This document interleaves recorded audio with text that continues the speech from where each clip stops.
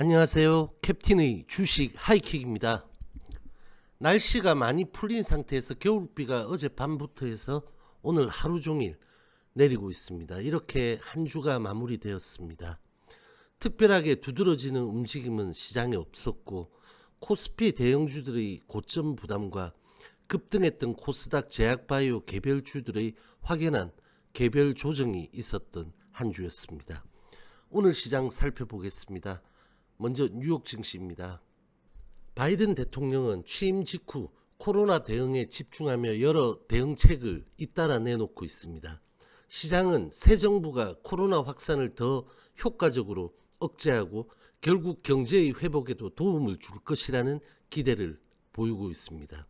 이날까지 실적을 발표한 기업 중에서 약 90%는 시장 예상을 웃도는 순이익을 기록한 것으로 나타나며 시장에 안도감을 주고 있습니다. 지난주 실업보험 청구자 수는 전주보다 26,000명 감소한 90만 명으로 시장 예상치인 92만 5천 명보다 소폭 적었지만 90만 명대를 여전히 유지한다는 점은 고용시장이 악화되었다는 우려도 큽니다. 공화당 일부 의원이 1.9조 달러 부양책에 회의적 견해를 드러내기도 했지만 경기 부양책에 대한 기대가 큰 상황에서 사상 최고치에 있는 지수의 레벨 부담은 큰 상황입니다. 뉴욕 3대 지수는 일제히 장중 기준 사상 최고가를 경신했고 나스닥과 S&P는 종가 기준으로도 사상 최고가를 갈아치웠습니다. 시카고 옵션 거래소의 12호의 빅스는 1.2% 하락한 21.32포인트로 마감하였습니다. 다음은 우리 시장입니다. 연속 상승의 부담을 가지고 우리 시장은 소폭 상승 출발하였습니다. 삼성전자의 호재를 가지고 0.09% 소폭 상승 출발한 코스피는 이틀 전 자동차 호재 때와 마찬가지로 기관의 대량 매도와 외인의 동반 매도가 장 초반부터 이어지며 하방 변동성을 보인 뒤에 3185선까지 회복하기도 했지만 오후 들어 양매도가 강하게 확대되며 낙폭을 키우다가 장중 최저점인 3140.63포인트 0.64% 하락한 음봉으로 마감하였습니다. 주봉은 1.77% 상승한 밑꼬리 양봉으로 5주선을 지지했습니다. 0.08% 상승 출발한 코스닥도 외인 기관 양매도 진행과 제약바이오의 약세로 장 초반 975선까지 저점을 낮춘 뒤에 제약바이오가 밑꼬리를 달자 984선까지 상승 전환하기도 했지만 금요일 오후장 하방 매물이 가중되며 979.98포인트 0.14% 하락한 음봉으로 마감하였습니다. 주봉은 1.61% 상승한 밑꼬리 양봉으로 10주선을 지지하였습니다. 코스피에서 외인은 2,741억 매도, 기관은 1조 3,703억의 매도를 보였고 코스닥에서 외인은 848억 매도, 기관은 1,071억 매도입니다. 한 주간 코스피에서 외인은 520억 매수, 기관은 2조 5,824억 대량 매도를 보였고 한 주간 코스닥에서 외인은 3,510억 매수, 기관은 386억 매도를 기록했습니다. 전일 대비 거래량은 코스피 80.5%, 코스닥 113%입니다. 거래 대금은 코스피 24조, 코스닥 15조의 규모를 기록했습니다. 고점 영역에서 자연스러운 조정으로 특이한 점은 없습니다. 다만 코스피의 대형주 순환매는 이어지고는 있지만 부담이 확연히 느껴지고 있다는 점은 주의가 필요하고 코스닥 제약바이오 섹터의 오늘 밑꼬리는 다음 주 반등을 기대하게 합니다. 우리 시장 장중에 아시아 증시는 일제히 약세를 진행했고 미국 선물도 약세 진행하였습니다. 2.3원 상승 출발한 원달러는 5원 상승한 1103.2원으로 마감했습니다. 0.31% 상승 출발한 선물은 0.69% 하락한 426.75포인트의 음봉 마감으로 외인 매수, 기관 매도입니다. 1.01% 하락 출발한 코스피 빅스는 4.15% 하락한 29.36포인트의 음봉 마감입니다. 코스피 대응은 인텔과의 파운드리 계약 소식으로 기대를 모았던 삼성전자는 1.48% 하락 저점 음봉, SK하이닉스는 2%대 하락 저점 음봉을 기록했습니다. 현대차, 기아차, 현대모비스도 일제히 약세를 보였고 LG전자, SK, 포스코도 약세입니다. 반면에 네이버는 6%대, 카카오는 1%대 상승 마감을 보였습니다.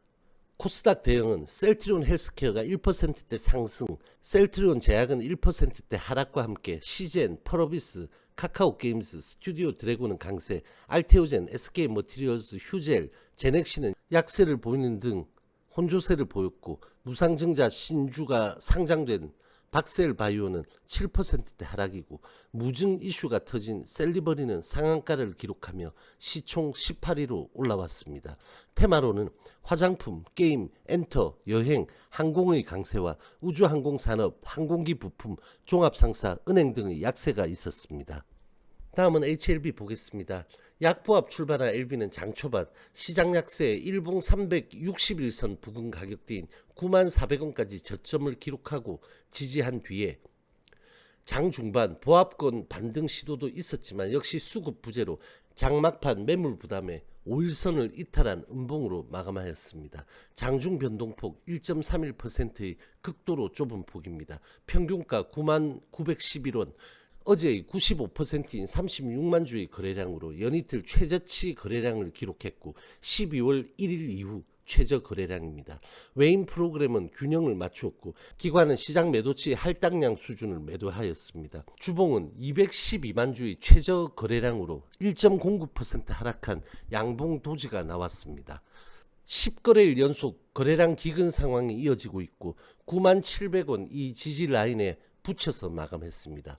월요일, 화요일 지지를 확인했던 상승 중인 이 361선을 오늘도 지지했습니다.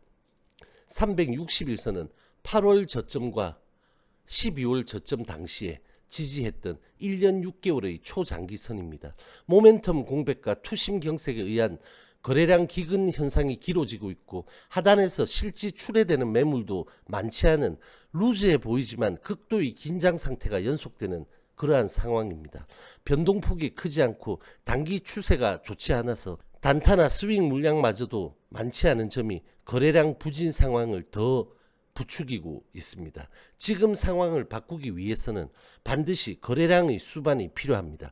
저점이 높아지고 있는 주봉상 이번 주의 도지는 변곡점이 가까운 거라고 추정할 수 있고 돌파 양봉 주봉이 나타나는 시점이 예측이 쉽지는 않지만 다음 주의 움직임은 강하고 좋은 흐름이 나올 것이라는 예상을 드리겠습니다.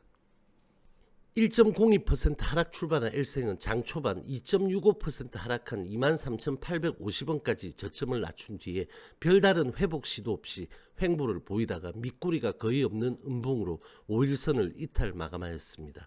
장중 변동폭 2.24%, 평균가 24,006원입니다.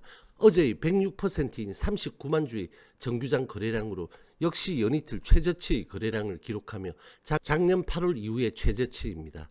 외인 프로그램 매도와 기관 매물은 적은 거래량 대비 다소 하방 압력을 주었습니다. 주봉은 254만 주의 적은 거래량으로 4.02% 하락한 음봉으로 2주 연속 하락, 3주 연속 음봉을 보였습니다. 월요일에 이탈했던 이 24,650원 지지선 회복에 실패한 이번 한 주였고 5일 연속으로 이 24,650원 라인 밑에서 최소 거래량이 진행 중입니다. 자체 모멘텀이나 수급이 나타날 가능성보다는 철저하게 LB에 연동하는 흐름이 예상되고 LB의 다음 주 움직임을 예상드린 대로 엘생의 연동과 반등을 기대해 보도록 하겠습니다. 1220원 이 라인의 지지가 되어야 하는 HLB 파워는 이 라인을 위협하지 않은 채 오늘 계열 연동성을 보였습니다. 주봉은 역대 최저치에 가까운 289만 주의 적은 거래량으로 3.15% 하락한 음봉으로 2주 연속 하락, 3주 연속 음봉입니다. 역시 다음 주 계열 연동성을 보이며 반등 양봉 주봉이 나타나는 모습을 기대합니다. 계열들보다 빠르게 추세 하락을 보인 뒤에 바닥을 잡고 다소 강한 반등을 보인 HLB 제약은 16,350원 이 저항선을 어제 강하게 돌파 시도했지만 윗꼬리가 달리며 종가상 회복하지 못했고 오늘도 이 라인의 저항을 받은 모습으로 밑꼬리 도지 마감입니다. 주봉은 186만 주의 거래량으로 5.19% 상승한 윗꼬리 양봉으로 3주 만의 상승 양봉입니다. 이쯤 보도록 하고요. 제 바람을 말씀드려 보자면 지금 말씀드릴 엔딩에서 좋은 상황에 들떠있고 흥이 가득한 여러분들에게 진정하시라는 조언을 드리고 싶은 것입니다. 그동안 대부분의 상황들이 어렵고 좋지 않아 왔던 여러분들은 이젠 여러분들 중에 어떤 분들은 너무 지치고 희망마저 망각되어서 일정 수준의 기회가 온다면 벗어나고 싶다는 강한 욕구가 생겨 있는 상황일 것입니다. 여러분들이 긴 시간 이렇게 힘드셨던 이유는 단 하나, 비중 조절에 실패하거나 아예 비중 조절을 시도하지도 않았고 재료와 희망 주가를 동일선상에 놓고 그것만을 기다려왔기에 마음이 더 가벼울 수 있는 카드들을 여러분들이 직접 가지지 못했고 시장 추세에 편승하는 기회 또한 가지지 못했습니다. 힘들어만 하신다고 얻어지는 건 없습니다. 앞으로도 아주 오랜 시간 동안 이 시장 안에서 몸담고 있을 여러분들은 부디 이번의 계기로 한정된 자금으로도 내 자신이 훨씬 많은 유리한 포지션을 취할 수 있는 방법에 대해 터득하시기 바랍니다. 주식은 수급, 재료, 차트 이 세 가지가 다가 아닙니다. 본인의 계좌를 어떻게 운용하는지도 또 하나의 아주 중요한 주식의 측면입니다.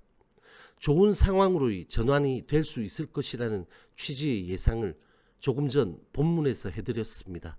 하지만 그런 상황이 온다 해도 그것이 새롭게 주식과 자기 자신과의 싸움이 될 수도 있다는 것을 명심하시기 바랍니다. 빛과 어둠은 공존하지 않는 것 같지만 항상 같은 공간에서 교차합니다. 이 세상엔 영원한 것은 없습니다. 힘들 내시고 편안한 주말 보내시기 바라겠습니다. 오늘 영상 여기까지입니다. 저와 함께 여러분들의 성투는 계속될 것입니다. 화이팅!